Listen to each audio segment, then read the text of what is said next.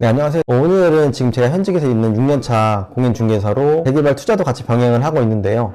예전에 제가 직접 경험했었던 부동산 투자 이야기를 한번 들려드리려고 해요. 그리고 재개발 투자에 관심이 있으신 분들이라면 꼭 알아야 할 핵심 정보도 담고 있으니 꼭 끝까지 시청해주세요. 2018년도 정도 됐던 것 같은데 그때 저는 부동산에 대해서 전혀 모르는 그냥 평범한 직장인이었어요. 그리고 또 어느 날 부모님이 집 주변에 재개발 진행을 하는 것 같은데 좀 궁금해하다고 하셔가지고 그 현장 사업지에 가서 그 현장 홍보관에서 좀 설명을 들어보았는데요. 물론 홍보관에 계시는 분들이 말 잘하잖아요, 아주. 그래서 높은 수익률과 주변 시세 대비 저렴하다, 그런 말에, 그러면 또 내 집 마련을 할 수 있다는 말에, 안 그래도 귀가 좀 얇은데 그때 더 얇아졌었죠. 그래서 현금이나 대출을 좀 활용을 해서 2억으로 구축 아파트를 덜컥 매수했습니다. 이제 내 집이 생겼다고 좋아하고 있었는데 그때는 잘 몰랐죠.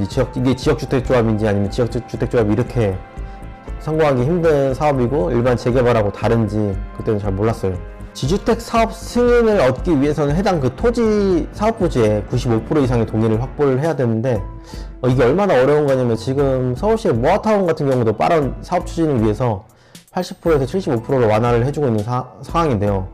이런 마당에 지금 95% 토지를 확보하라는 게 얼마나 어려운 숫자인지 잘 아시겠죠. 그리고 또 방식이 달라요. 일반 재개발은 그 현장에 있는 토지 소유자들이 동의를 얻어서 진행을 하지만 지주택은 재개발 구역 내 소유자가 아니더라도 돈만 있으면 투자를 하고 아파트를 입주권을 받을 수 있어요. 근데 그 돈을 모아가지고 땅을 구매하는 방식, 매입하는 방식인데 그래서 만약에 토지 소유자들이 동의하지 않으면 더 어려움이 높아지고 사업 기간이 오래 걸리는 거죠.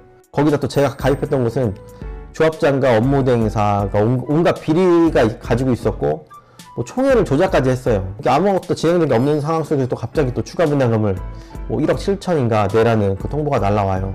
그리고 이 사업을 PF 대출로 일으켰겠죠. 그래서 1,400억 정도 되는 가까운 금액이 기한이익 상실로 사업이 아예 무산될 지경에까지 이르렀어요. 조합원들이 이대로 우리가 당할 수만은 없다고 생각하고 지금 현재 조합장님이 아주 능력 있는 분인데 이분을 필두로 조합원들이 똘똘 뭉쳐서 비상대책위원회를 만들고 기존에 비리로 가득 찼던 조합장, 임직원, 업무대행사를 싹 다 갈아엎으면서 좀 비정상적인 이런 조합 형태를 제대로 투명하게 정상적으로 만들어가고 있었어요. 2020년은 토지 확보율을 99%까지 확보를 하면서 우여곡절 끝에 24년도 12월 작년 말이죠. 그때 지금 입주를 해서 저도 거기 거주해서 살고 있습니다. 지주택이라는 사업의 성공률이 전체 그 현장 중에 10%밖에 안 된다고 해요. 이렇게 힘든 사업인데 결과적으로는 잘 되었지만 처음 부동산에 대해서 아무것도 모르고 2억이라는 이런 큰 돈을 투자하고 잃을 뻔한 경험을 하면서 부동산 그 중에서 좀 재개발 쪽은 꼭 공부를 하고 투자를 해야겠다는 생각을 하게 되었습니다. 그리고 제가 그때 당시 직장인이라고 아까 말씀을 드렸잖아요. 그래서 비전이 없는 이런 직장 생활과 월급에 대해서도 좀 결핍이 있었기 때문에 그때 퇴근하고 3-4시간 주말에는 거의 풀로 공부하면서 한 2년에 걸쳐서 30회 자격증을 취득을 하였습니다. 물론 공인중개사 자격증이랑 투자랑 크게 연관이 있지는 않아요. 근데 이제 부동산에 대해서 조금 더 두려움도 없고 더 이상 남의 말에 좀 흔들리지 않으면서 재개발 투자에 뛰어들었고 중개업뿐만 아니라 현장에서도 계속 투자를 병행해 나가고 있습니다. 재개발 많은 분들이 실패하는 가장 큰 이유는 정보의 비대칭성 때문이에요. 쉽게 말해서 전문 지식이 없는 일반인들은 불완전한 정보를 바탕으로 좀 투자 결정을 내리시게 되는데요. 특히 지주택처럼 이렇게 사업 초기에 과도한 홍보로 기대감을 좀 심어주고 투자자를 유치를 하지만 실제로는 토지 확보의 어려움 때문에 사업이 지연되거나 무산으로 이어진 경우가 굉장히 많습니다.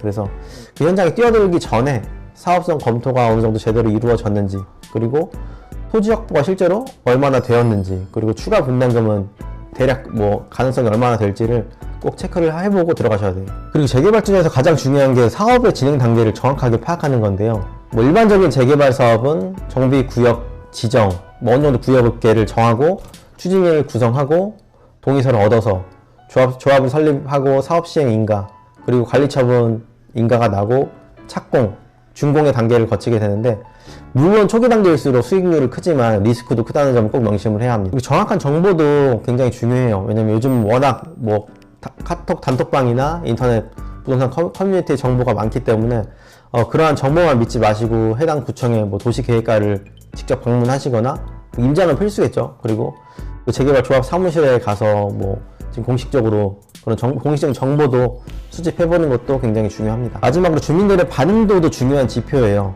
제가 지금 여러 가지 재개발 현장들을 보면서 좀 느낀 점은 주민들이 얼마나 이렇게 으쌰으쌰해서 동의율을 빠르게 확보하는지가 굉장히 중요해요. 반대파가 많고 상가나 종교부지 이런 곳들이 많은 곳은 사업이 또 지연되고 구청이나 서울시에서 허가를 얻기가 굉장히 까다로워집니다. 제가 공인중개사로 일하게 된 이런 계기가 있었고, 오늘 이 영상이 여러분의 재개발 투자에 작은 도움이 되셨기를 좀 바라고요. 결국 부동산 투자는 정확한 정보와 판단력이 전부라고 생각해요. 그래서 남들 따라서 그냥 남의 말 듣고 투자하는 것보다는 자신만의 투자 원칙을 좀 세우고 그것을 지키는 게 장기적으로는 성공 비결입니다. 제가 부동산 지금 현업에서 일을 하면서 일하고 배우고 하는 이런 경험과 지식들을 여러분들과 좀 나누고, 부동산 전문가보다는 그냥 친근한 재개발 멘토 이런 입장으로 함께 같이 성장해 나가고 싶어요. 그래서 여기에 함께 동참하고 싶으시다면 구독 꼭 눌러주세요. 최소한의 재개발 공부는 안정적인 미래를 만듭니다. 다음 영상에서 더욱 유익한 정보로 찾아뵙겠습니다. 감사합니다.